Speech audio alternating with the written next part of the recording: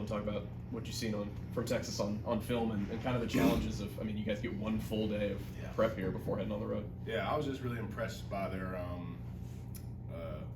just their roster. They got a really deep roster. It starts with Troy Johnson, but obviously they have a good point guard, play with a really great backcourt, and Tremont Mark is known for giving us problems. And so then they have Arthur Kaluma, who came from K-State, who's a Creighton guy. I mean, they have a really rich history of he has a rich history of winning, come from Creighton, Arthur Kaluma. But I mean, it's just a really great roster. It's gonna be really challenging to win there at Texas, and I think that stood out to me was just how deep their roster goes. How much is this coaching staff? How much of it is it, to help you guys when, again, you just have one full day here of preparation to have guys like Burgo and Steve and your coaching staff that have done such a good job with scouts? You guys. Yeah, man, it means the most. Like those guys kind of just show who they were whenever we were in Maui. We had like 8 hours to prepare for certain teams, and here we are competing at the highest level against North Carolina or Memphis or Iowa State with the short scout. I mean, it's kind of something we're used to, and those guys do a great job. Dylan, is there something to be said for, I know you guys obviously went on the road a ton of non-conference and played marquee matchups, but just to have a full week this early in SEC play of going on the road and getting acclimated to that in conference play, how much value is there in that? I mean, it gives a chance to mature early. This is not something we're used to as far as starting our season out with 2 road games back to back. But I'm excited for the opportunity. Talk about the coaching staff a little bit. Coach Bro's got a chance to become the all-time winningest coach in Auburn history tomorrow. I guess what it mean to you guys to kind of help him get there, and more personally, just what does he mean to you? Yeah, man, it just means the world to have the opportunity to be a part of history. Saying that I helped Coach Pearl, win the majority of his games. No, man, it just means the world to me to kind of just be attached to history, whether it's a small footnote in the history books. I'm just appreciative of the opportunity to be, a part of something so special. Coach Pearl means the world to me, and I'm just grateful that he's an Auburn guy, and that he kind of transformed Auburn basketball for sure. Dylan, coming into the season, there was a plan for you and Janai to play together, but that was unknown at the time, like how it might work out. Yeah. How has it been able to work so well? I mean, I really just think it's out of love. Out of love and appreciation for each other. We're just there. We're just his biggest fans, and we kind of didn't have any time to prepare for it in the summer because Coach Pro didn't really play us together in practice, so we kind of just winging it. But it's just great playing with Janai. He makes the game easier for everyone, as you guys can see with his passing, his unselfishness, and obviously his tenacity on the boards. He just makes the game easy. Missouri had a decent number of offensive rebounds. Is that something that Pearl harped on after the game, and what did you see there? Yeah, it's concerning. He did harp on it a little bit because I think he said 8 out of the top 35 teams in the country, 8 of them top offensive rebound, whatever, are in the SEC. Yeah. And so we're going to play 8 out of the top 35 teams offensive rebounding, and the SEC, very physical league, and we're going to like Janai said, drop our nuts moving forward. Nathan, you got a question?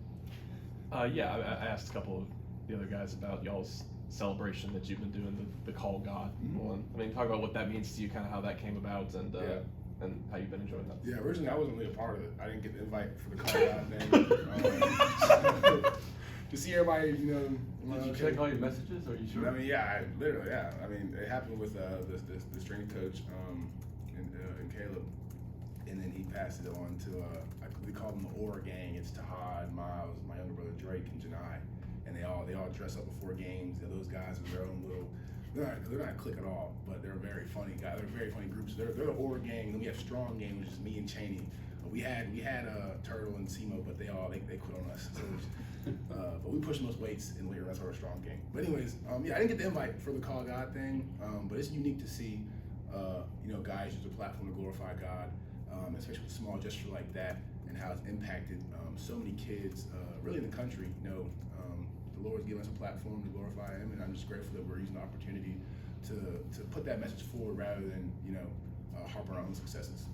If you guys are strength gang, because you get the most weight, what did they do to deserve Aura Gang? They just wear stuff before games. Yeah, look what they dressed in. They dress in all the fly and stuff. And, me and Chain, we're just basic guys. We're like the Kawhi Leonard of the group, and then they're the flashy, flashy guys. We don't do all that flashiness. We're just tough. And so, they call themselves Oregon Gang. Those four. Oh, like, Drake? Yeah, Drake's the head honcho, y'all. Drake just got here. He's the head honcho of Oregon, y'all. I'm not making this up. So next time y'all see Janai, ask him about Oregon. I'm telling y'all, I'm giving y'all an inside scoop. First question. Berg? Yeah, BP's talked about getting better in transition on both ends of the floor. Yeah. Just from your perspective, like, how do you think you guys could improve in that? Oh man, just being unselfish, really. I think because we're so great in the half court, we don't really prioritize running on offense.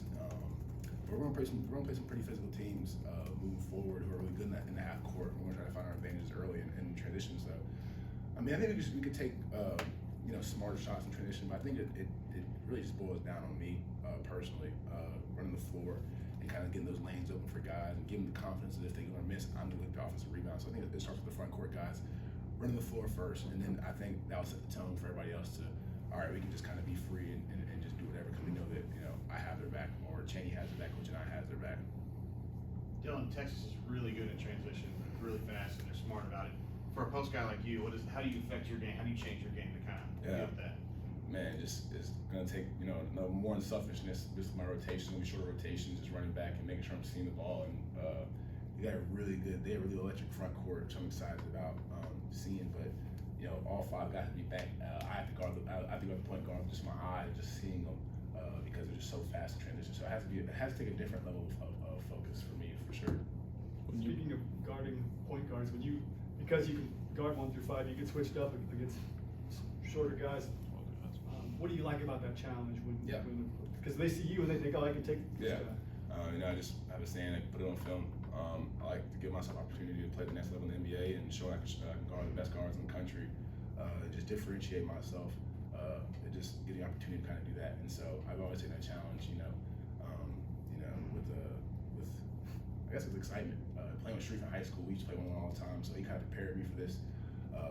Obviously 4 or 5 years down the line, but I think that's set the foundation of playing with Sharif in high school, of guarding quicker guards, and then just give myself an opportunity, kind of like I said, just to put it on film and show NBA scouts what I can do on the defensive end, outside just the paint. I can guard the wings. Thanks, Dylan. Thanks, Dylan. All right, y'all. Sorry for the no Imperial March. It's my